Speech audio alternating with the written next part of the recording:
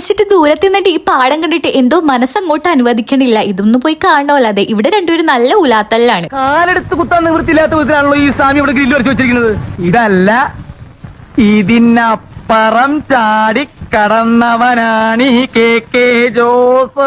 അങ്ങനെ തറവാടും കണ്ട് അവരോടെല്ലാവരോടും യാത്രയൊക്കെ പറഞ്ഞതിന് ശേഷം ഞങ്ങൾ നേരെ പോകുന്നത് ആലപ്പുഴ ബീച്ചിലേക്കാണ്. ഇപ്പോഴാണെങ്കിൽ അവിടെ കാർണിവൽ നടക്കണില്ല, അത് കാണാൻ വേണ്ടിയിട്ടാണ് ഞങ്ങൾ അങ്ങോട്ട് പോയത്. എന്റെ പൊന്നോ, ചെന്നിട്ടാണെങ്കിൽ എനിക്ക് പറയാൻ വാക്കുകളില്ല. ജനസാഗരമാണ് ആലപ്പുഴ ബീച്ച്. ഇത്രയ്ക്ക് തിരക്കി ഞാൻ ആദ്യമായിട്ടാണ് കാണുന്നത്. ഇതിപ്പോ അതിന്റെ അകത്തേക്ക് കയറി കഴിഞ്ഞാൽ പുറത്തേക്ക് നമുക്ക് പെട്ടെന്നൊന്നും ഇറങ്ങാൻ പറ്റില്ല. അതുകൊണ്ട് തന്നെ നമ്മൾ കയറുന്നതിന് മുമ്പ് തന്നെ എല്ലാവരും ഓരോ ഗ്ലാസ് കുലുക്കും സോഡാ സർവത്തൊക്കെ കുടിച്ചതിന് ശേഷമാണ് അകത്തേക്ക് കയറിയത്. ഇവിടെ എൻട്രി ചാർജ് ഒരാൾക്ക് 200 രൂപയാണ്. ഒരു മുട്ടൻ ക്യൂവിന്റെ അകത്ത് നിന്നിട്ടാണ് ലാസ്റ്റ് നമുക്ക് ടിക്കറ്റ് ആയി കിട്ടിയത്. എറണാകുളത്ത് ഇതിനു മുമ്പ് വന്നപ്പോഴത്തേക്കും പോകാൻ പറ്റിയിട്ടുണ്ടായില്ല. അതുകൊണ്ട് തന്നെ ആലപ്പുഴ വന്നു കഴിഞ്ഞാൽ എന്തായാലും പോയി കാണണമെന്ന് ആഗ്രഹമുണ്ട്. എൻട്രൻസ് കടന്ന് അകത്തേക്ക് ചെല്ലുമ്പോഴത്തേക്കും ആദ്യമേ കാണുന്നത് ഇപ്പൊ ട്രെൻഡിങ് ആയിട്ട് നിന്ന് വെച്ചാൽ ആ വണ്ടർഫോൾസ് ആണ്. ഇത് നേരിട്ട് കാണാൻ നല്ല ഭംഗിയാണ്. പിന്നെ കുറെ പേര് വാട്ടർഫോൾസിൽ കുളിക്കുന്നുണ്ട്, കുറെ പേരാണെങ്കിൽ ഫോട്ടോ എടുക്കണം, കുറെ പേര് വെറുതെ നിൽക്കണം. എന്റെ മോളാണെങ്കിൽ അത് കണ്ടിട്ട് അവിടുത്തെ പാട്ടിട്ട് നല്ല ഡാൻസ് കളിയാണ്. വണ്ടർഫാൾസ് കണ്ട് മുന്നിലേക്ക് നടക്കുമ്പോ പിന്നെ കാണാൻ ഇതേപോലെ പൂക്കൾ വെച്ച് അലങ്കരിച്ച് വെച്ചേക്കുന്ന നല്ല ഭംഗിയുള്ള ഒരു എക്സ്പോയാണ്. പ്ലാസ്റ്റിക് പൂ കൊണ്ട് പലതരം സാധനങ്ങൾ ഉണ്ടാക്കി വെച്ച റോക്കറ്റ്,